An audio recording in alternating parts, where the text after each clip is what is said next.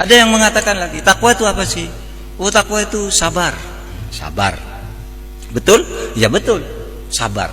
Sabar itu jangan salah paham. Sabar itu bukan orang yang nerimu, ya. Sabar itu kan ada orang memberi contoh sabar itu sering dengan masyarakat Jogja. Saya itu di Jogja.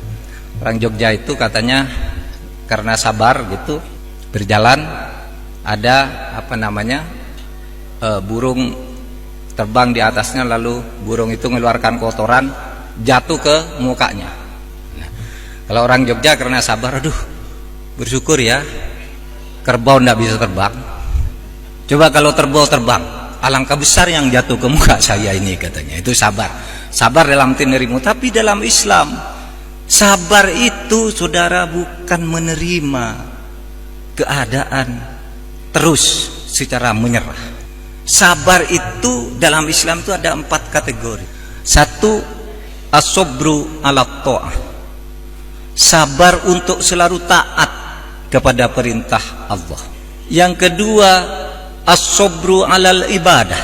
Sabar untuk selalu melaksanakan ibadah kepada Allah. Taat lalu melaksanakan ibadah untuk selalu beribadah, ya.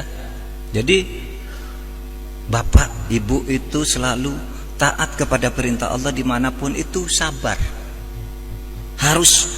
Hati harus didorong untuk selalu melakukan itu. Lalu as-sabru alal musibah. Sabar terhadap sesuatu yang menimpa.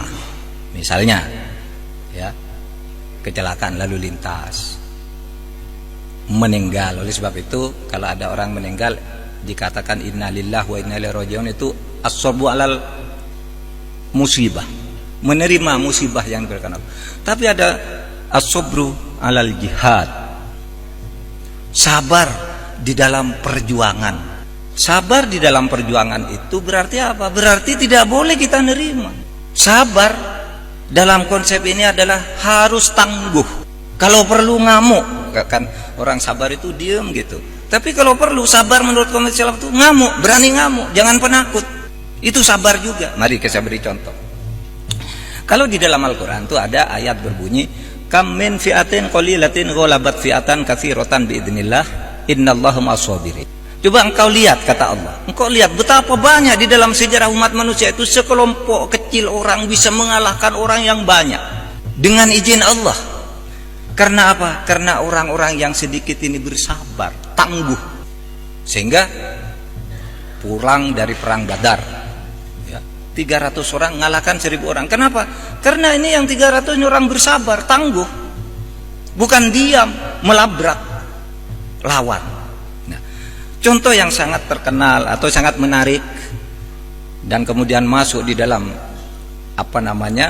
ensiklopedi ilmu pengetahuan, pernah baca Gibraltar, Jabal Tariq itu. Jadi begini, Jabal Tariq itu sebuah bukit, ya, di seberang Afrika. Ketika itu Musa bin Nusayr mengirim tentara 7.000 orang untuk masuk ke Spanyol, untuk masuk ke Eropa. Ketika Musa bin Nusayr mau mengirim tentara ini, Khalifah di Damaskus tidak setuju. Tidak usahlah, tidak bakalan menang. Itu tentara Romawi yang menguasai Eropa itu sekarang 350.000 tentara. Engkau mengirim berapa? Pokoknya saya diizinkan, kata Musa bin Nusayr, saya akan mengirimkan panglima terbaik. Ditunjuklah Tariq bin Ziyad, hanya membawa 7.000 orang dengan beberapa peralatan dan pembekalan makan ala kadarnya. Sesudah menyeberang di laut, lalu Tariq bilang begini, berdiri di sebuah bukit lalu berpidato begini, ini perintah pertama, bakar semua kapal dan makanan yang kita bawa dari Afrika. Tentara-tentara protes, gimana kita mau makan, gimana kita mau pulang nanti, pokoknya bakar, ini perintah panglima. Dibakar.